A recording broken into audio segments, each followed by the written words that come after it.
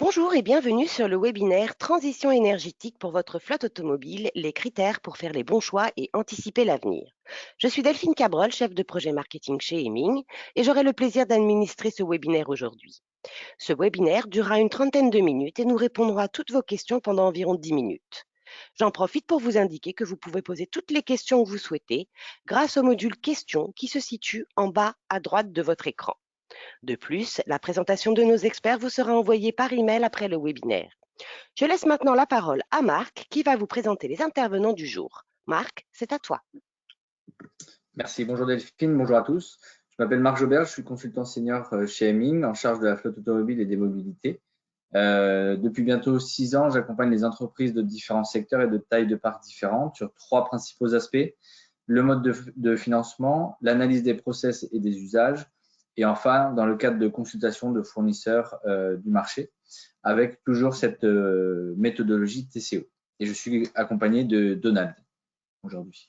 Donald, alors je me présente, Donald Junjo, consultant en énergie, depuis plus de 5 ans, en tout cas dans le secteur de l'énergie, notamment dans les achats et la gestion de projets dans ce domaine-là. Donc j'accompagne les entreprises de tout type comme Marc, notamment dans la gestion d'appels d'offres, de consultation, de l'optimisation des contrats et des paramètres d'acheminement, la détection d'erreurs de facturation, mais aussi le pilotage de projets tels que l'acquisition de bornes ou l'acquisition de solutions IT dans le domaine de l'énergie. Alors, je te passe la parole, Marc, pour entamer une rapide présentation du cabinet de conseil Hemming.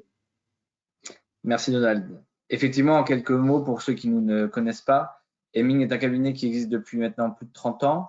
Nous sommes 1300 collaborateurs dans le monde, 4 grands pôles, la partie RH, finance et taxes et innovation, et la partie opération. Dans la partie opération, qui comprend donc 7 familles d'achats, on va retrouver donc la flotte automobile et l'énergie, dans laquelle nous sommes rattachés avec Donald.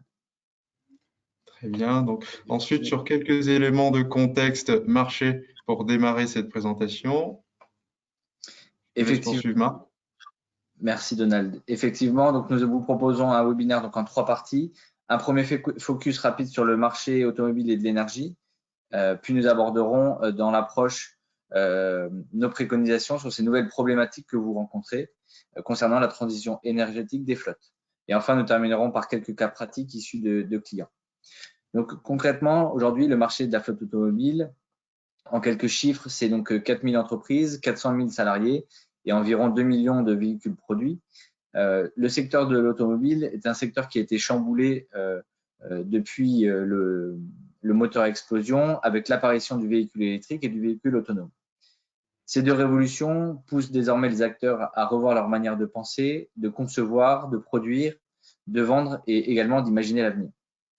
Le secteur du transport générant aujourd'hui 38% des émissions de CO2 est donc dans le viseur des pouvoirs publics.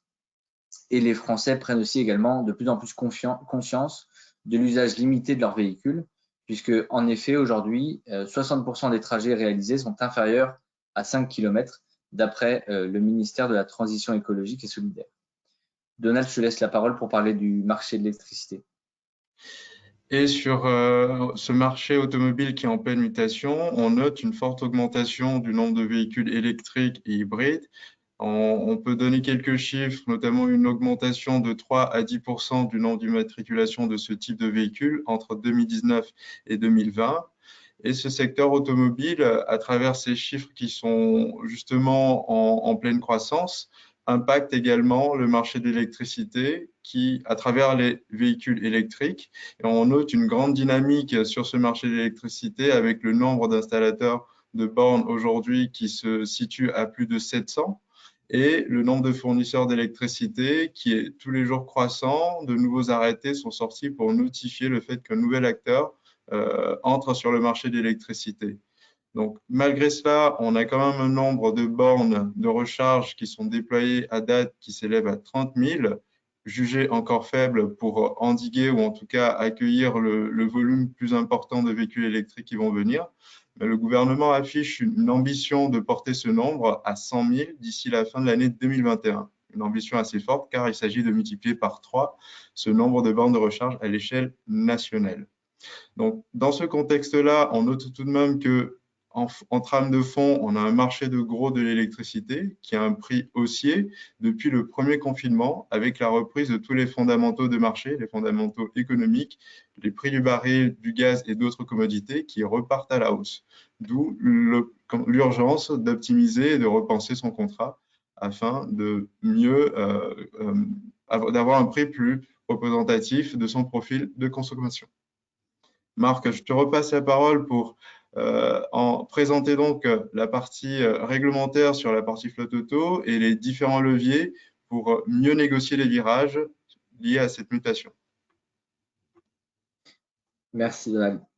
Donc effectivement, si on reprend la chronologie des événements, on a eu en 2015, suite au Dieselgate, l'évolution du protocole de calcul des émissions de CO2. Donc on est passé du protocole NEDC au protocole WLTP. Concrètement, l'impact que ça a eu pour les entreprises, c'est qu'on a vu les taux de CO2 augmenter jusqu'à 35% pour un même véhicule. Sachant qu'aujourd'hui, la fiscalité qui représente jusqu'à 40% du coût TCO est basée sur ce critère de CO2. Les nouveaux barèmes ont dû être aussi également adaptés. Donc aujourd'hui, ce protocole WLTP fait foi pour l'ensemble des constructeurs. On a aussi également en parallèle de ça ce qu'on appelle la norme CAFE pour les constructeurs, qui vise à obliger les constructeurs à respecter un taux moyen de CO2 de 95 grammes sur leurs véhicules vendus. C'est pour cela qu'on voit les offres des constructeurs évoluer, notamment sur des véhicules hybrides rechargeables ou électriques, justement pour éviter des amendes au niveau européen. En parallèle de ça, on a dans le cadre de la loi LOM 10% des renouvellements à partir de 2022 qui devront être pour des parcs de plus de 100 véhicules, qui devront être sur des véhicules divers, c'est-à-dire inférieurs à un taux de CO2 de 60 grammes. On a donc ici une chronologie qui montre vraiment une direction qui est menée par les pouvoirs publics sur le verdissement des parcs, et c'est-à-dire aller vers les véhicules hybrides rechargeables et électriques. Donc, on va voir comment on peut prendre ça en compte, quelles sont les évolutions de ces barèmes-là et quels sont les impacts pour vous, entreprise. Si on peut continuer, s'il te plaît, Donald. Donc, afin de prendre en compte ces évolutions, la fiscalité associée aux entreprises a été révisée. Effectivement, depuis le 1er janvier 2021, le barème de la TVS ne fonctionne plus sur une tranche, mais vraiment par gramme de CO2. Ainsi, comme on peut le voir sur l'exemple du 3008, le fait de passer de 2020 à 2021, vous avez fait une économie de 286 € grâce à l'évolution du barème de TVS. Néanmoins, en parallèle de cela, on voit que le seuil du bonus-malus continue d'être dégressif. On est aujourd'hui en 2021 à 133 grammes, donc c'est-à-dire que le malus commence à partir de 133 grammes, et en 2022, il sera rabaissé à 128 grammes. Donc ici, pareil, sur le même exercice, entre 2020 et 2021, pour un même véhicule, vous avez désormais un malus de 170 €. Donc, ce qui est important, c'est de prendre en compte vraiment le coût TCO de votre flotte, puisque vous allez avoir des hausses sur le malus et des économies sur la TVS en fonction des modèles que vous avez choisis. Sur les règles d'amortissement non éluctibles, aussi le critère de CO2 va être pris en compte justement pour favoriser des véhicules divers, notamment sur la part que vous pouvez compter dans vos amortissements non déductibles, donc qui va jusqu'à 30 000 € pour des véhicules électriques. Enfin, sur la TVS additionnelle, là, elle dépend uniquement de la motorisation, donc du type de carburant, et celle-là n'a pas évolué en 2021. Continuons désormais sur la suite du webinaire et intéressons-nous à vous, entreprises, comment ces réglementations peuvent être positives pour vous aider dans vos projets de transition énergétique. Aujourd'hui, la flotte automobile en entreprise concerne différents départements.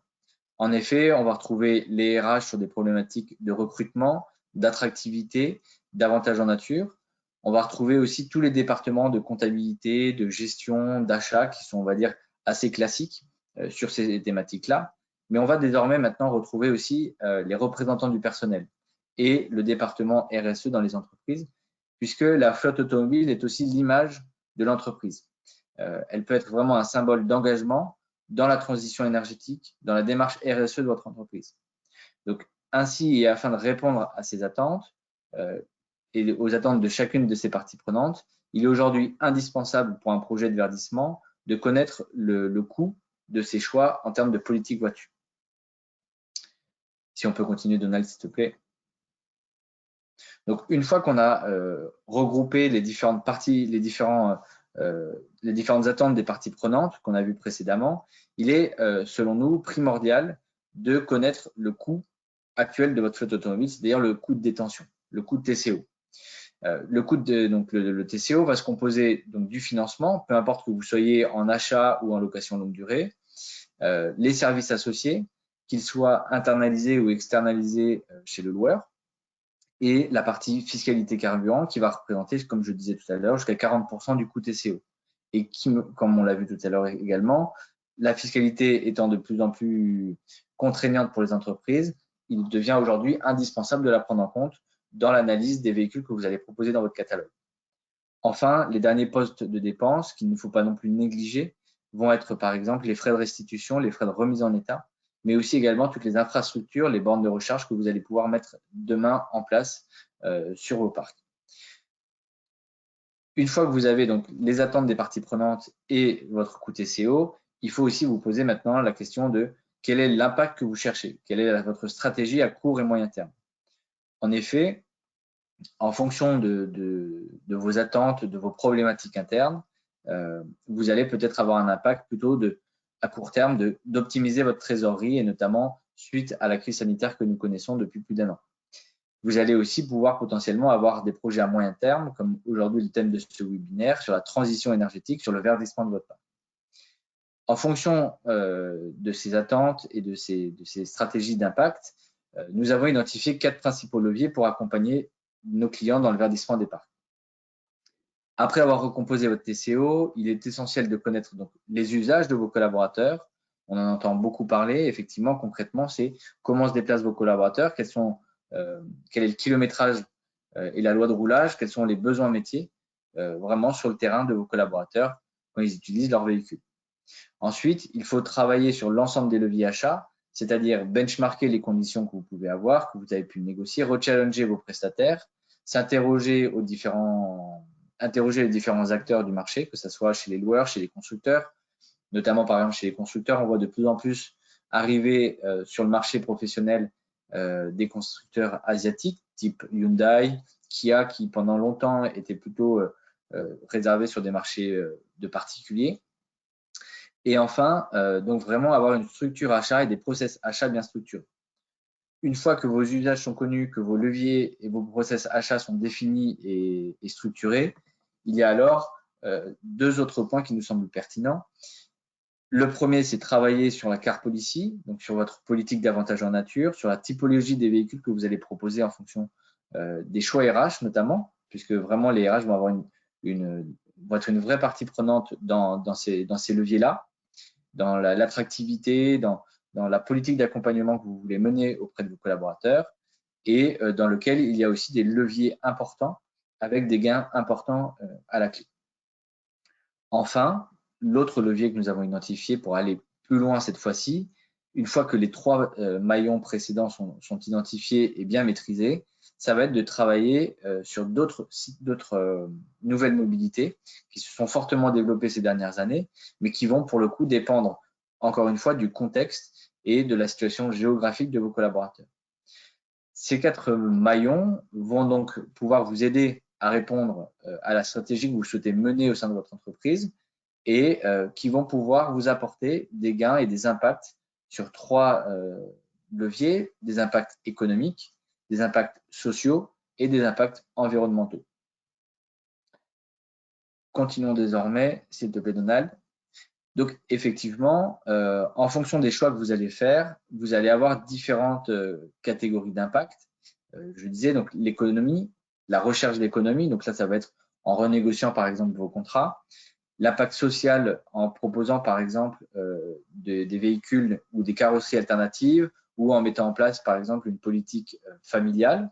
Et enfin, le plus facile à interpréter, l'impact environnemental, c'est-à-dire en intégrant des véhicules électriques, des véhicules hybrides, où là, pour le coup, on va s'intéresser sur le taux de CO2 des voitures proposées dans le catalogue. Ici, vraiment, le point qui est important et qu'on voulait mettre en avant dans ce webinaire, c'est qu'il n'y a pas de formule générale applicable à l'ensemble des entreprises. Il est important de pouvoir personnaliser et de prendre en compte les attentes des parties prenantes pour définir un plan d'action en fonction de son contexte et des attentes marché. Pour connaître ensuite les différentes possibilités qui s'offrent à vous, il est important, donc, on l'a dit, de s'intéresser à l'usage.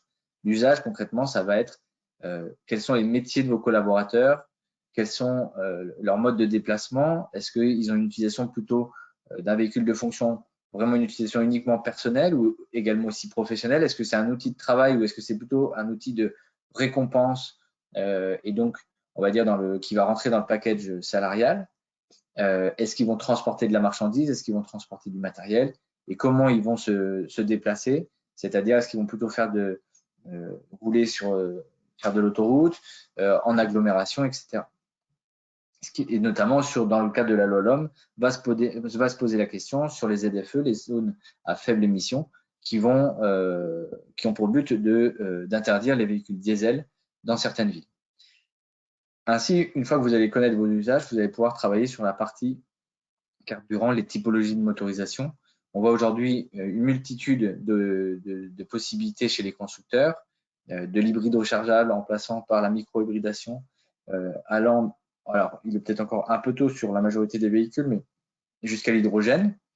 Et sur la partie de déplacement, on en a parlé, il va falloir aussi se poser les questions en termes d'approvisionnement sur la partie énergie, et c'est pour ça que là-dessus, je vais laisser Donald vous expliquer.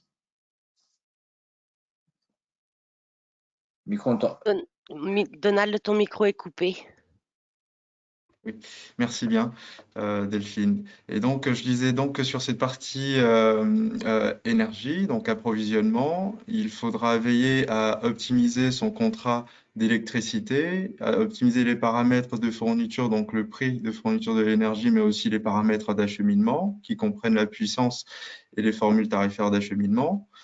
Il faudra ensuite tenir compte de l'axe infrastructure qui prend en compte l'installation des bornes de recharge, leurs caractéristiques en termes de puissance, de connecteurs et de technologie.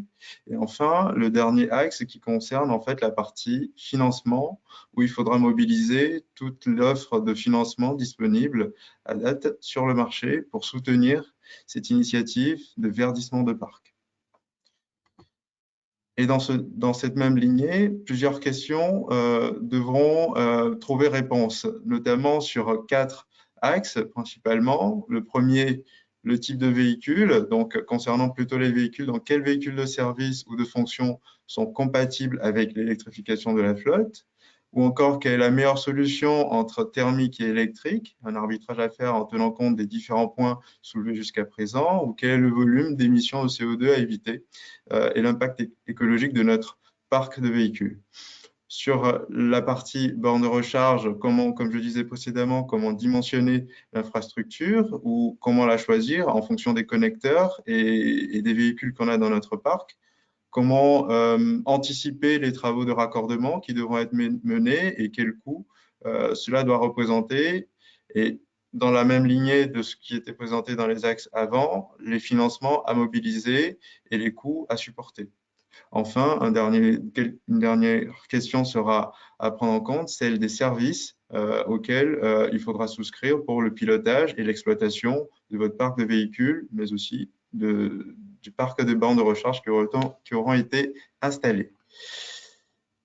Et donc, dans la suite du sujet concernant les bornes de recharge, on identifie différentes catégories de bornes de recharge aujourd'hui entre les moins rapides et les accélérés. Donc, on peut les classer en 4 catégories. La première qui comprend donc tout ce qui est prise à courant domestique, donc qui ont des puissances inférieures à 2,3 kW. La deuxième qui comprend toujours ces prises de courant, mais qui sont équipées d'un dispositif de protection, plus simple d'usage, mais par contre à recharge très lente. La troisième catégorie qui regroupe tout ce qui est bornes de recharge normale, avec une puissance située entre 3,7 et 22 kW. Et enfin, la dernière qui comprend tout ce qu'on pourrait qualifier de super bornes, avec des bornes qui peuvent aller jusqu'à 350 kW, qu'on retrouve surtout sur les stations et de bornes de recharge accessibles au public.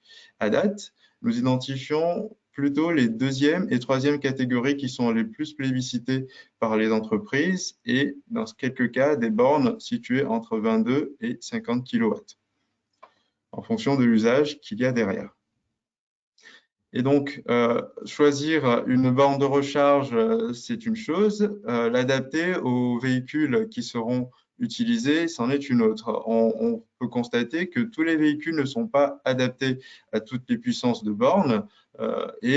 Pour citer quelques exemples, une Peugeot 508 avec une puissance maximale acceptée à 7,4 kW ne serait pas pertinent, ne serait pas adapté à une borne de recharge à 22 kW parce que la borne aura été surdimensionnée par rapport à la puissance acceptée par ce véhicule. Et donc, pour ce type de véhicule, il faudra plutôt choisir des bornes à recharge moins rapides, donc plutôt inférieures à la normale.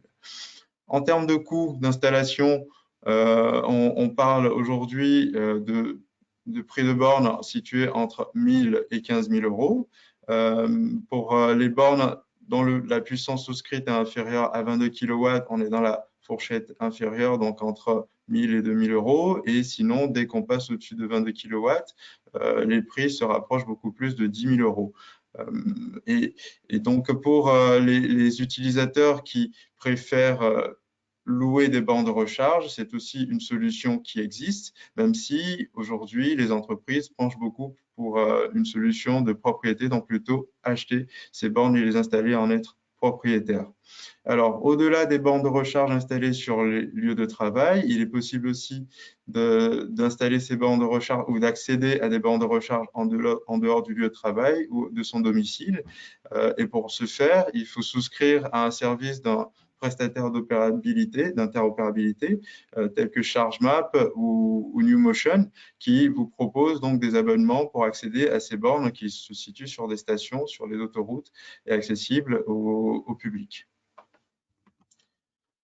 Alors, pour le sujet du financement au-delà des bornes de recharge, on l'avait évoqué précédemment, il existe un programme, donc le programme Advenir, qui a été créé depuis 2016 et qui donne suite, en fait, qui est une suite logique à la réglementation qui est entrée en vigueur depuis le 1er janvier 2017 et qui oblige tout bâtiment neuf ou existant à pré-équiper ses places de telle sorte qu'elles puissent accueillir des bornes de recharge. La loi LOM, donc loi d'orientation des mobilités, vient porter le taux de prééquipement à 20% des places du parc de stationnement à partir du moment où ce parc contient plus de 10 places. Et ceci entre en vigueur à partir du 11 mars, donc dans les jours à venir.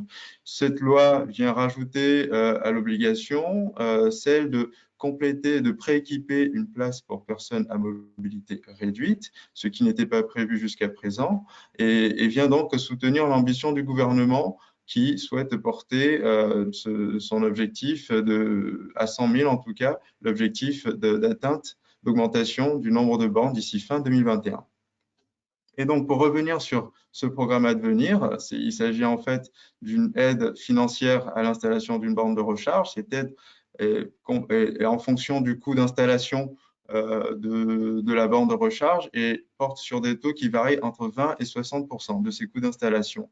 Les plafonds varient également en fonction de l'accessibilité du parc, de la puissance des points de recharge ou de l'année de la demande. Et d'ailleurs, pour faire le lien avec l'ambition du gouvernement, les taux d'aide ont été maintenus à 60% pour tous les parcs qui seront développés jusqu'à la fin de l'année 2021, à partir du moment où ils sont accessibles au public.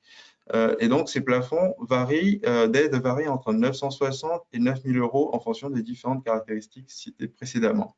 Très récemment, une actualité est sortie et prévoit une nouvelle cible pour ce programme qui est celle des entreprises qui souhaitent moderniser les anciennes bornes de recharge. Donc, par anciennes, on entend celles qui ont été installées avant juillet 2017. Et dans ce cas, l'aide se situe à 80% des coûts d'installation avec un plafond à 7 000 euros. Alors, comment bénéficier de cette aide? Il faut tout d'abord se rapprocher d'un installateur labellisé par le programme Advenir. On l'avait dit précédemment, le marché est très dynamique et aujourd'hui, on a une offre de 700 installateurs labellisés par le programme Advenir. Mais il faut également respecter un cahier des charges bien défini en fonction de l'accessibilité du parc et de différentes caractéristiques. Un cahier des charges bien défini qui porte notamment sur la technologie de borne de recharge qui sera choisie, donc les connecteurs, s'il s'agit de CHAdeMO ou de Combo 2, le système de supervision qui sera installé ou le système de comptage. Par la suite, sur ce sujet, alors il est toujours d'usage de se rapprocher de Advenir par les installateurs ou les clients eux-mêmes pour faire la demande. Et il est important de ne pas signer le devis de l'installateur avant de faire cette demande. Comme dans tous les programmes C2E, le programme Advenir est un programme C2E pour certificat d'économie d'énergie. Et donc, il faut tout d'abord faire la demande avant de signer les devis qui vous seront proposés.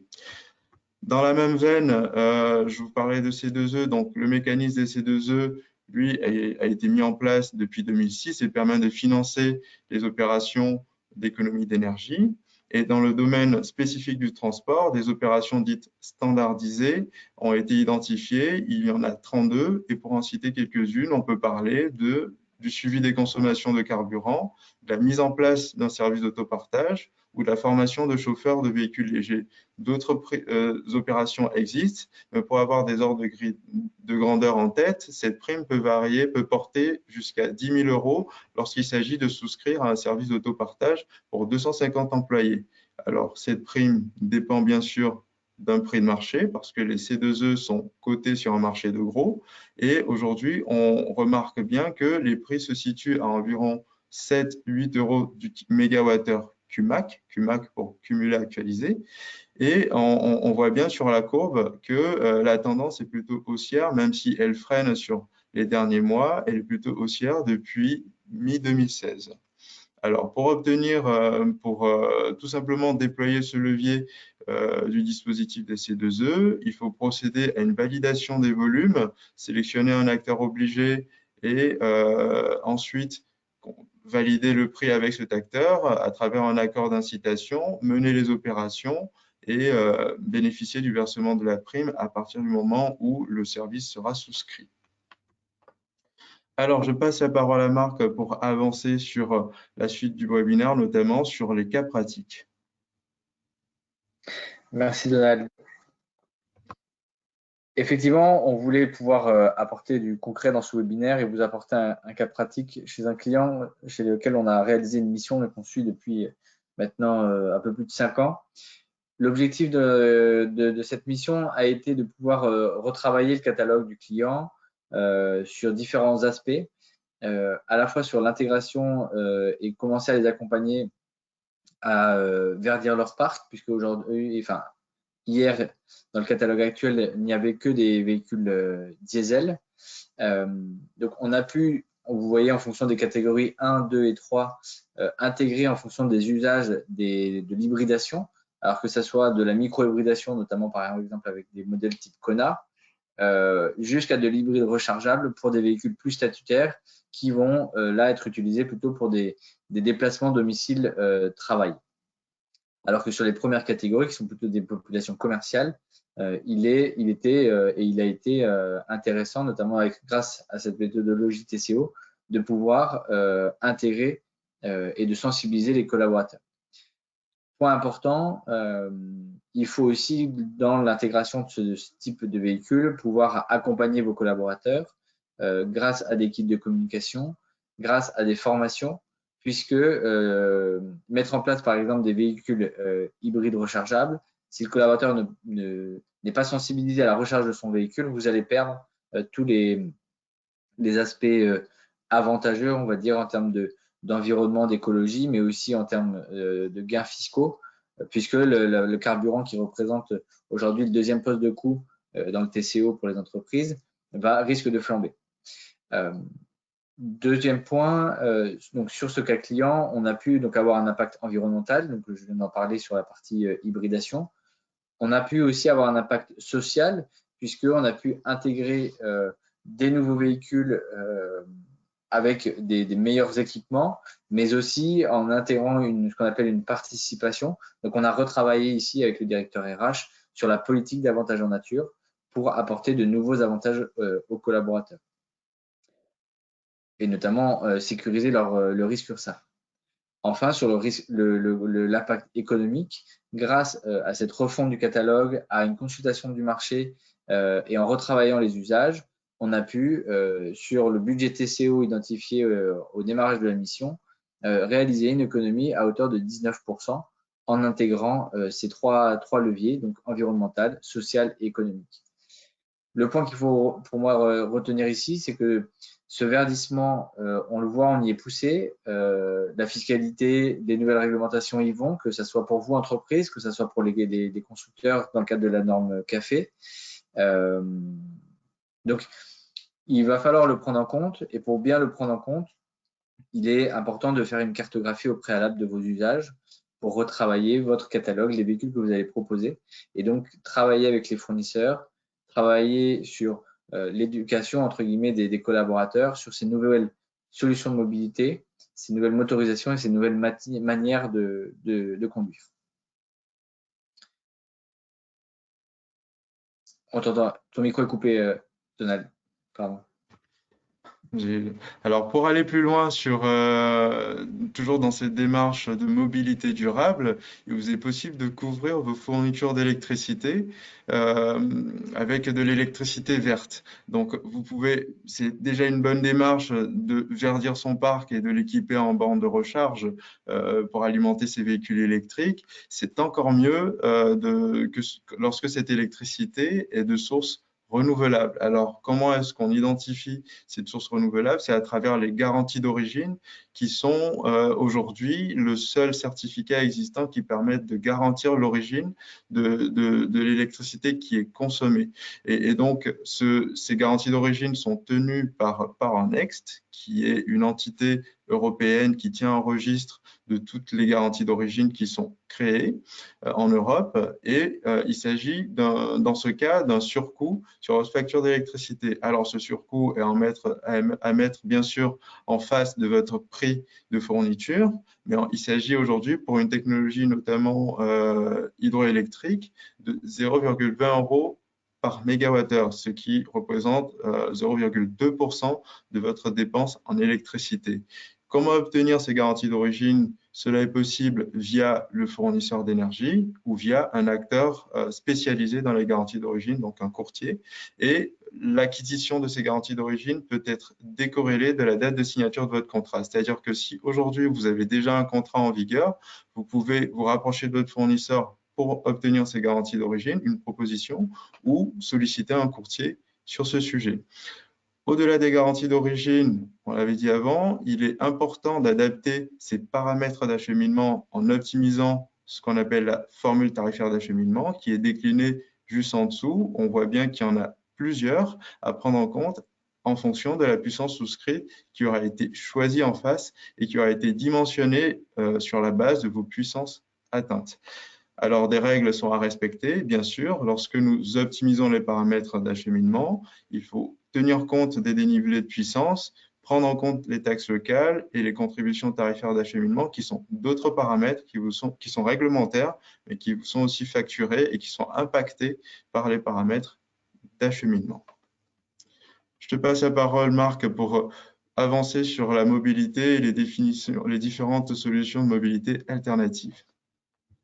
Merci. Effectivement, on arrive bientôt à la fin du webinaire. On a parlé de la flotte automobile, on a parlé de l'énergie et comment ces deux composantes venaient à travailler ensemble. On voulait ouvrir ce webinaire aussi dans le côté verdissement et transition de vos parcs. Il y a aussi ces mobilités alternatives qui se développent de plus en plus et notamment dû aussi aux évolutions des mentalités, puisque le véhicule était plutôt dans une dynamique de mise à disposition d'un bien. Aujourd'hui, on voit que la voiture, pour les nouvelles générations, est plutôt un service de mobilité. Et donc, en fonction, bien évidemment, encore une fois, de votre contexte, de votre situation géographique, il peut être pertinent de trouver et de proposer des alternatives aux véhicules de fonction.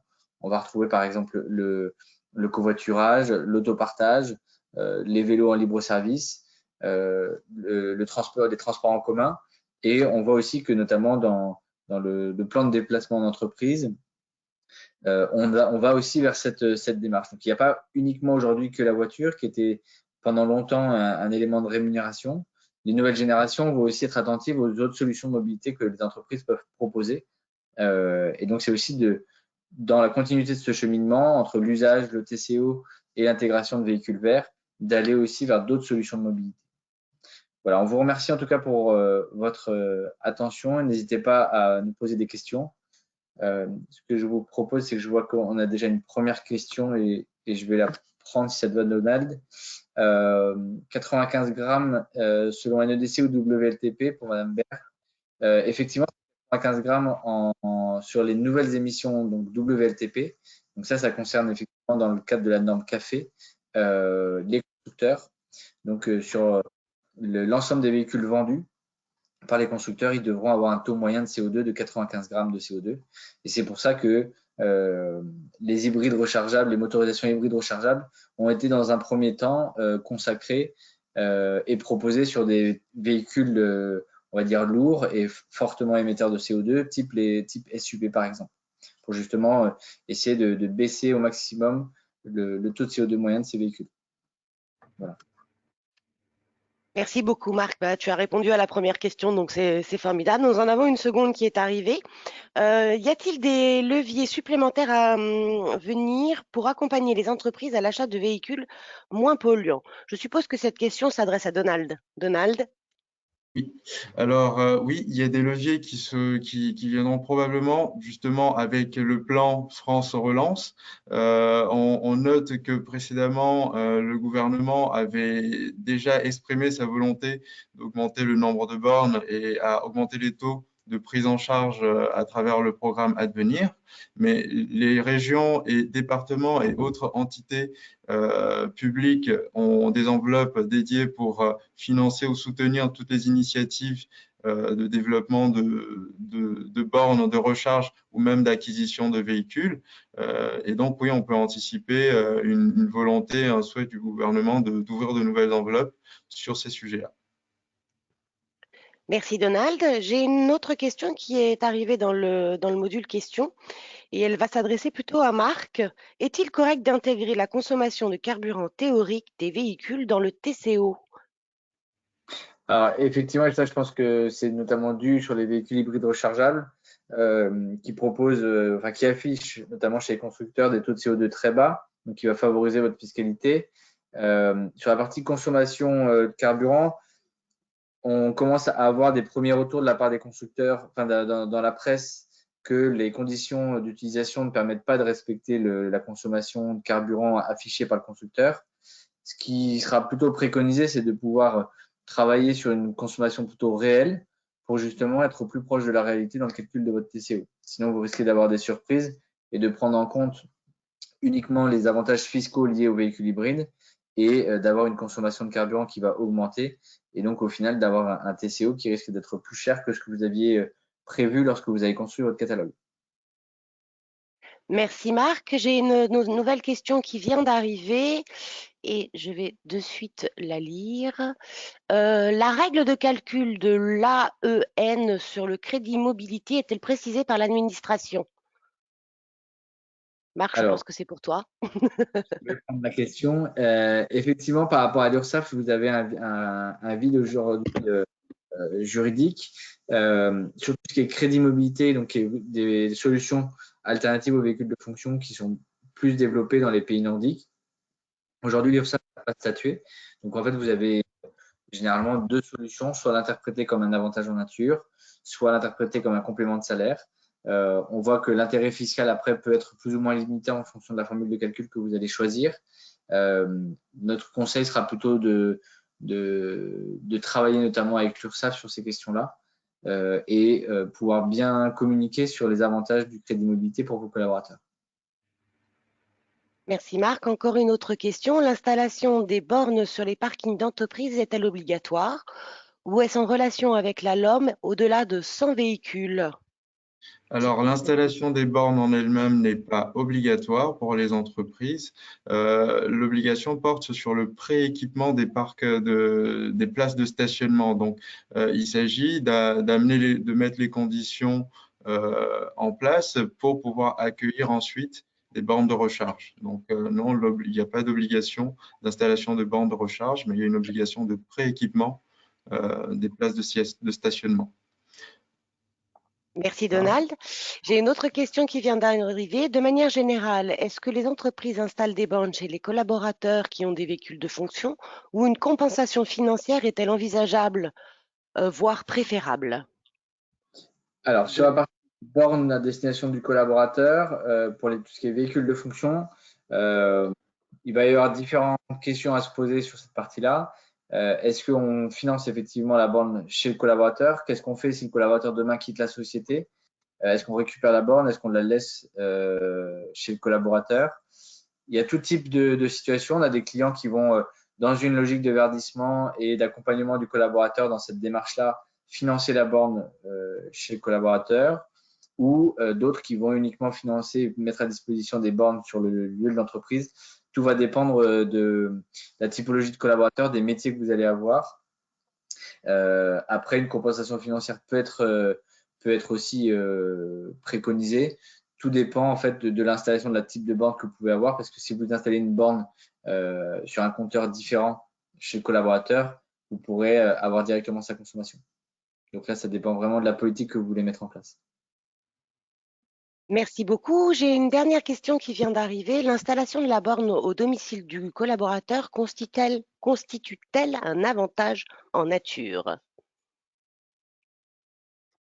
Alors, sur la partie borne, en fait, tout simplement, vu que vous avez un compteur la borne est normalement installée sur un compteur bien spécifique, indépendant du compteur qui a déjà au domicile du collaborateur, ça ne constitue pas un avantage en nature. Vous avez, pour le coup, si vous mettez en place un véhicule électrique, un abattement sur l'avantage en nature qui est à prendre en compte et qui est en place jusqu'à fin 2022.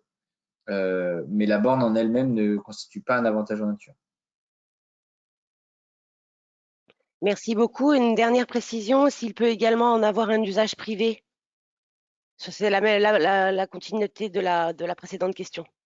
Donc, comme je viens de le dire, effectivement, comme c'est sur un compteur particulier, ça sera refacturé à l'entreprise et ça ne rentre pas en fait dans son avantage en nature. Voilà. Merci beaucoup, messieurs. Nous arrivons au terme de ce webinaire. Ce que je vous propose, c'est si vous avez des questions additionnelles, c'est de nous envoyer un email. Alors, juste, si tu pouvais passer le slide, Donald, ce serait extraordinaire. Voilà. À opérationperformance@heming.com. N'hésitez pas si vous avez des questions. D'autre part, je vous remercie beaucoup, Donald et Marc, pour la qualité de votre intervention et je souhaite à l'ensemble de nos auditeurs une excellente journée. Au revoir à tous. Merci, au revoir. Merci, au